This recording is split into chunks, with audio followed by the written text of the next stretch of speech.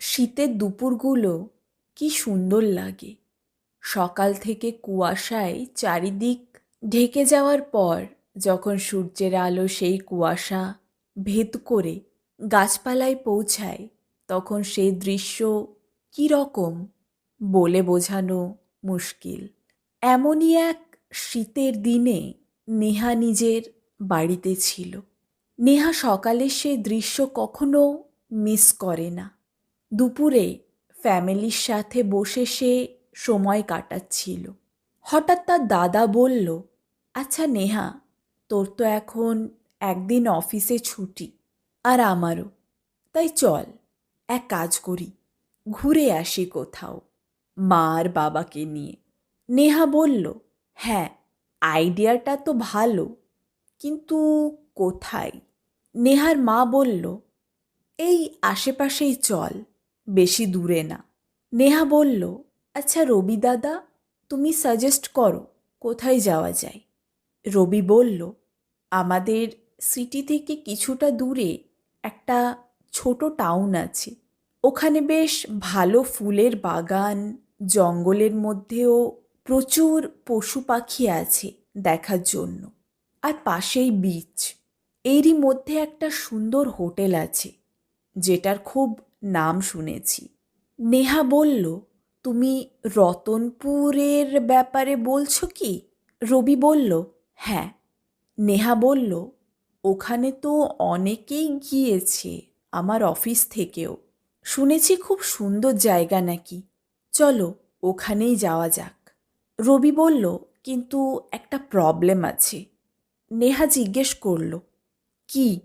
রবি বলল, আমার কিছু ফ্রেন্ড নাকি বলছিল যে জায়গাটা একটু হন্টেড। নেহা জিজ্ঞেস করল, তাই নাকি? কিভাবে? রবি বলল, বলে নাকি ওখানে ওই হোটেলের মধ্যে না হলে জঙ্গলের মধ্যে কোনো একটা মেয়েকে দেখেছে অনেকে, কখনো কাঁদতে, কখনো শূন্যে ভাসছে। নেহা বলল, ও, আমি আগে এরকম কিছু শুনিনি, কিন্তু অদ্ভুত। রবি বলল, সত্যি কি না ঠিক নেই। নেহা জিজ্ঞেস করল, তাহলে কি করবে? রবি একটু হেসে বলল, আরে কি আবার, চল যাব, এসব আমি বিশ্বাস করি না। নেহাও একটু হেসে বলল, আমিও বিশ্বাস করি না। নেহার বাবা বলল, ওসব কিছু হয় না, চল কাল যাওয়া যাক। হোটেলে তো থাকা সম্ভব নয়, একটু ঢুকে দেখে নেব, আর জঙ্গল, বাগান আর বীচটা দেখব। নেহা বলল, ঠিক আছে। পরদিন সকাল 8টার মধ্যে তারা বেরিয়ে পড়ল। পৌঁছতে 11টা বেজে গেল। তারা সবাই প্রথমে বিচে ঘোরাফেরা করে পাশের একটা ছোট হোটেলে লাঞ্চ সেরে ফুলের বাগান দেখে জঙ্গলের মধ্যে প্রবেশ করল। সেখানে একটা গাইডের সাহায্যে পশু পাখি দেখে তারা জঙ্গল থেকে বেরিয়ে আসার জন্য হাঁটতে লাগল। নেহা সব থেকে পিছনে হাঁটছিল। হঠাৎ নেহার জুতোটা ছিঁড়ে যায়। সে নিচে তাকিয়ে দেখে জুতোটা খুব খারাপভাবেই ছিঁড়েছে। তার ফ্যামিলির সদস্যগুলো হেঁটে চলে যাচ্ছে। নেহা আওয়াজ দিতেই গেল, ঠিক তখনই তার লেফট সাইডে তার চোখ গেল।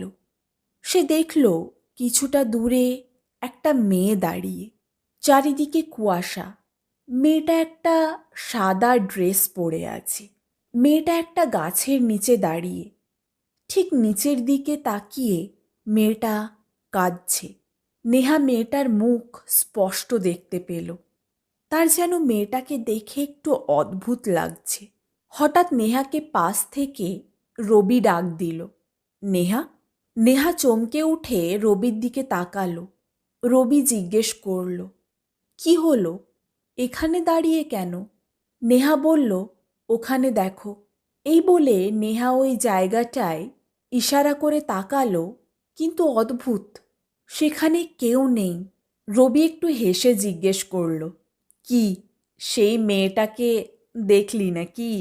নেহা কিচ্ছু বলল না। রবি বলল, সন্ধে নেমে আসছে, চল হোটেলটা দেখে বেরিয়ে যাব। নেহা রবির সাথে হাঁটতে শুরু করল। নেহা ঠিকভাবে হাঁটতে পারছে না দেখে রবি নেহার পায়ের দিকে তাকিয়ে জিজ্ঞেস করল, যা, জুতোটা ছিঁড়লি কিভাবে? নেহা কিচ্ছু বলল না। রবি নেহার হাত ধরে নেহাকে হাঁটতে সাহায্য করতে লাগলো। তারা এগিয়ে গেল। নেহা পিছন ফিরে সেই জায়গাটার দিকে তাকালো, কিন্তু সেখানে কেউ নেই। জঙ্গলটা থেকে বেরিয়ে তারা মেন হোটেলটায় গেল, কিন্তু নেহা আর মনোযোগ দিতে পারছে না। সে অন্যমনস্ক হয়েই থাকলো। বাড়ি ফেরার সময় সে গাড়িতে বাইরের দিকে তাকাতে পারছে না, যেখানেই কুয়াশায় আচ্ছন্ন সে গাছপালা দেখতে পাচ্ছে। ফ্যামিলির কেউ জিজ্ঞেস করলে সে এটা বলল যে তার শরীর খারাপ। তার বারবার ওই মেয়েটাকে মনে পড়ছে। তারা বাড়ি ফিরে এলো। তখন 10টা বাজে। সবাই নিজের নিজের রুমে চলে গেল। নেহাও ফ্রেশ হয়ে নিজের রুমে চলে গেল। সে রাতে জার্নি করে তারা সবাই ক্লান্ত, তাই বাড়ি ফিরে এসে সবাই ঘুমিয়ে পড়ল। নেহা ঘুমানোর চেষ্টা করছে। তার অদ্ভুত অনুভূতি হচ্ছে। চোখ বন্ধ করলেই সে মেয়েটাকে দেখতে পাচ্ছে। রুমে অন্ধকারে তার আরও ভয় করছে। সে লাইটটা অন করার জন্য এগোলো, কিন্তু সে থমকে গেল। তার মনে হচ্ছে কেউ যেন রুমের দরজার সামনে দাঁড়িয়ে। সে কাঁপতে লাগলো। কোনো রকমে লাইটটা অন করে দেখল দরজার সামনে তার ট্রাইপডটা রাখা, আর তার উপর তার একটা ড্রেস রাখা। তার মনে পড়ল তাড়াহুড়ো করে ড্রেসটা সে নিজেই ওখানে রেখে দিয়েছিল। সে ড্রেসটাকে নিয়ে আলমারিতে রেখে দিল।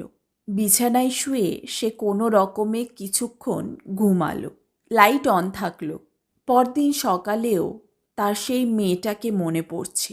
জানলার পাশে যেতেই তার চোখ পড়ে বাড়ির বাইরে কুয়াশায় ঢাকা গাছপালার দিকে। তার মাথা ঘুরে উঠল।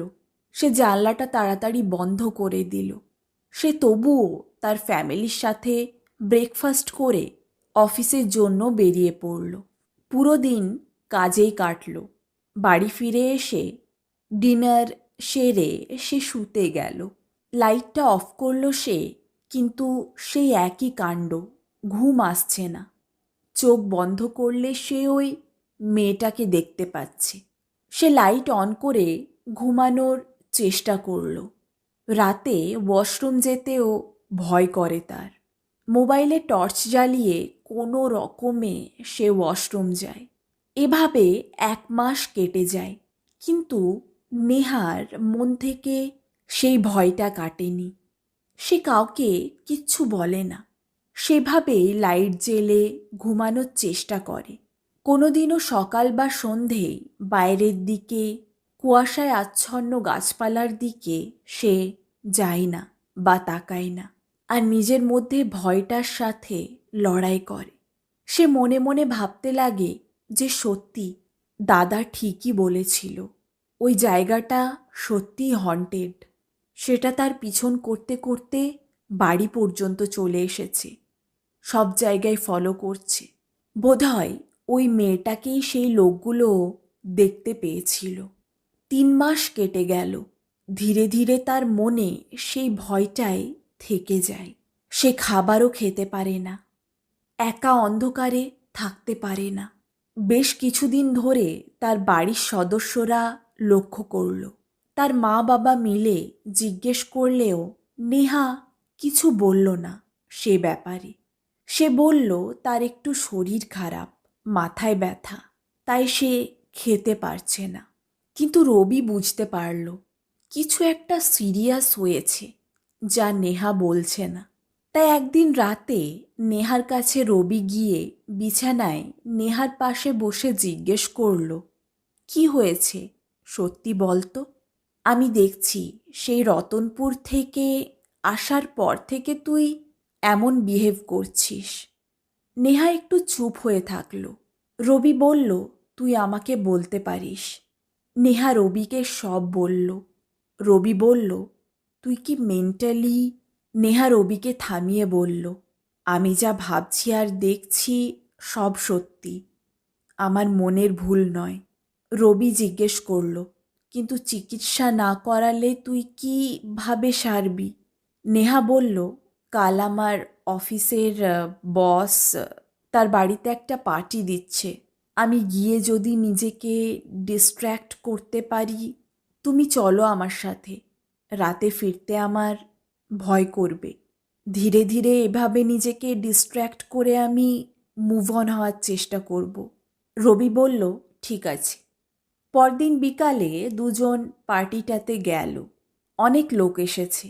বেশ 1 ঘন্টা মতো পার্টিতে কাটানোর পর নেহা একটা জায়গায় তাকিয়ে অবাক। রবি পাশেই ছিল দাঁড়িয়ে। নেহা বলল, রবি দাদা, সেই মেয়েটা। রবি জিজ্ঞেস করল, কে, কোথায়? নেহা তার হাত দিয়ে ইশারা করে বলল, ওই যে সামনে। রবি দেখল সামনে একটা মেয়ে দাঁড়িয়ে, লাল ড্রেস পরে। নেহা বলল, এ তো ওই মেয়েটা। রবি জিজ্ঞেস করল, তোর ঠিক মনে আছে তো? নেহা বলল, হ্যাঁ, একদম। সেই মুখ আমি ভুলতে পারিনি। রবি বলল, ও তো মানুষই লাগছে, চল দেখি। নেহা ভয় পেয়ে বলল, না, যদিও মানুষ না হয়, যদিও আমার পিছন করতে করতে এসেছে এমন হয়। রবি বলল, তুই আয় আমার সাথে। রবি নেহার হাত ধরে মেয়েটার কাছে গিয়ে বলল, হ্যালো, আমি আর আমার বোন আপনার সাথে একটু কথা বলতে চাই। মেয়েটা তাদের সাথে সাইডে গিয়ে দাঁড়ালো। নেহার কোনো ভয় করছে না আর মেয়েটাকে দেখে। সে সব বলল মেয়েটাকে। মেয়েটা একটু হেসে বলল, তুমি ঠিকই দেখেছিলে, ওটা আমিই ছিলাম। সেদিন আমার বয়ফ্রেন্ডের সাথে জঙ্গলেই ঘুরতে যাই, তোমাদের মতো। কিন্তু কিছু আননেসেসারি জিনিস নিয়ে একটু ঝগড়া হয়, তাই আমি ওখানে গিয়ে একটু কাঁদতে লাগি। কিন্তু কিছুক্ষণ পর ও এসে আমার হাত ধরে আমাকে সেখান থেকে নিয়ে চলে যায়। নেহা অবাক। তখনই মেয়েটার কাছে একটা ছেলে এসে বলল, আরে, এখানে কি করছো? মেয়েটা বলল, এটা আমার বয়ফ্রেন্ড আর এরা আমার নতুন বন্ধু। তখনই নেহার বস এসে মেয়েটার পাশে এসে দাঁড়িয়ে বলল, আরে, এখানে কি করছিস? আরে নেহা, এর সাথে পরিচয় করো। এটা আশা, আমার নাতনি, আর এটা আশার বয়ফ্রেন্ড। নেহা একটু হাসল। পার্টিতে তারপর সবার সাথে খুব ভালো সময় কাটল নেহার। বাড়ি ফেরার সময় গাড়িতে রবি ড্রাইভিং করছে আর নেহা পাশে বসে বাইরে রাস্তার পাশে কুয়াশায় আচ্ছন্ন গাছপালাগুলো দেখছে। রবি বলল, সেদিন আমার তোকে ওই হন্টেড ব্যাপারটা বলা উচিত ছিল না। নেহা বলল, অদ্ভুত। দুজন বাড়ি ফিরে এসে ঘুমাতে চলে গেল। ঘুমাতে যাওয়ার আগে নেহা তার মা আর বাবাকে এতদিন পর মন থেকে হাসি মুখে গুড নাইট বলল।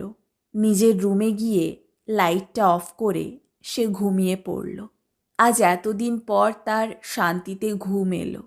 সকালে ঘুম থেকে উঠে সে খুব ভালো ফিল করছে। সে বাইরে গিয়ে জানলাটা খুলে দাঁড়িয়ে দেখল বাইরে গাছপালাগুলো কুয়াশায় ঢাকা, আর ধীরে ধীরে সূর্যের আলো সেই কুয়াশা ভেদ করে মাটিতে নেমে আসছে। গল্পটি এখানেই শেষ করলাম। ভালো লেগে থাকলে ভিডিওটিকে লাইক, শেয়ার, চ্যানেলটিকে সাবস্ক্রাইব আর নিচে কমেন্ট অবশ্যই করবেন। Thank you for watching and listening.